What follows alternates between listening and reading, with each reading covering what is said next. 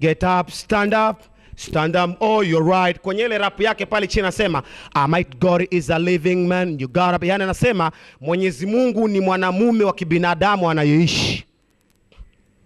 Tukana kabisa. Hii natural mistake wao ndo walimtungia ya kumtukana Allah. Inasemaje? Many more will have to suffer, many more will have to die. Don't ask me why. Is a natural mistake flowing to the air. Mjinga wewe unakatika, una habari kama unakufuru. Shida ya Muafrika haja yake yeye ni asikie ile beat. Yeye anakwenda na beat lakini hataki kujua maneno. Ikigongwa ile gubung pungbu pagubu, yeye anakwenda hajui kama anatukana. Hiyo ndio shida sisi wa Afrika. Many more will have to suffer, wengi lazima tutateseka. Many more will have to die, na lazima wengi tutakufa. Don't ask me why, na usiniulize mimi kwa nini. It's a natural mistake. Natural ni maumbile ya Allah vile yameumba binadamu, wanyama, mbingu, bahari, samaki. Hiyo ndio natural. Mistake ni dhambi ama ni kosa. Kwa hiyo anasema is a natural mistake flowing to the air.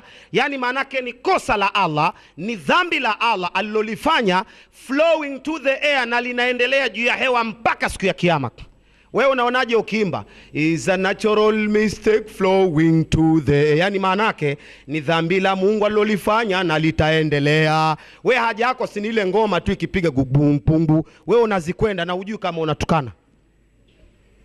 Mwisho Bobu akasema mimi natoka kwenye hii dini, naenda kujiunga na dini nyingine. Ndo akatoka akaenda kajiunga na dini nyingine kilomita kidogo na Kingston. Dini ya shetani hakujua, inaitwa Zionist religion. Hii ni Mount Zion, ni dini ya ibilisi pia, na ni branch ya Church of Satan headquarter. Bobu akatoka kule akaenda kule akajiunga. Alipofika kule wakamkaribisha vizuri, wakaona labda ametumwa, wakamtarishia siku ya kufanya sherehe ili kumkabidhi madaraka. Mwezi mmoja kabla ndo apewe madaraka, ndo akapiga rege ya kusifu hiyo dini ya Zionist. Anasemaje? I'm gonna be iron like a lion in Zion.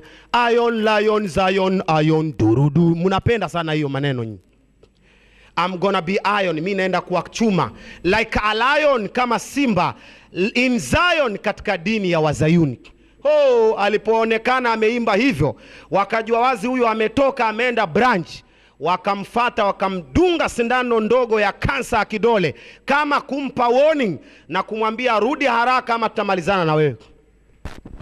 Ikabidi akarudi haraka mbio mpaka headquarter. Alipofika headquarter kule sasa akaendelea kutungiwa nyimbo za kumtukana Allah.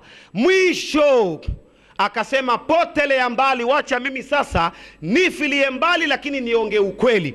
Akatunga rege ya mwisho ya kuwa bomb Church of Satan kutokana na dhuluma zao wanazozifanya za kuunda jeshi. Wanakuja Afrika kupora mali asili na kuwapiga wenyeji.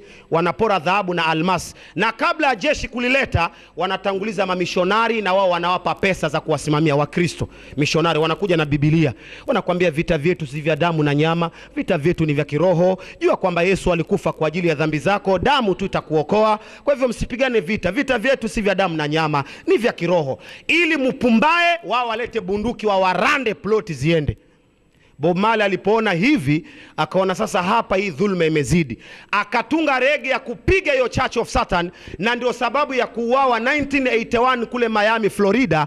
Inaitwa Buffalo and Soldiers. Hiyo kibao Buffalo soldier in the heart of America, stolen from Africa, go to America. Anaimba hiyo Church of Satan dhulma zake. Buffalo and Soldier ni jeshi la Kiamerika la Church of Satan, lilikuwa limeundwa kwa niaba kuja kupora Afrika. Tena anasema stolen from Africa, wanaiba hapa Afrika, go to America, wanasafirisha kwa Amerika. Wakamwangalia wakamwambia wewe tumekununulia gari, pesa tumekupa, tumekuadvertise, umejulikana, leo unatugeuka, ngoja tukuoneshe. Wakamfuata wakamdunga kansa ya kichwa. Tena wakajua sindano itaenda paka miezi 8 ndo atakufa. Wakamtengenezea kaburi lake, yani sanduku lake kabisa. Wakawa wanamwacha anaimba, akienda akilegea akaanza kuugua, rasa zikawa zinakatika zikianguka, naye hana habari kwa sababu ya kansa.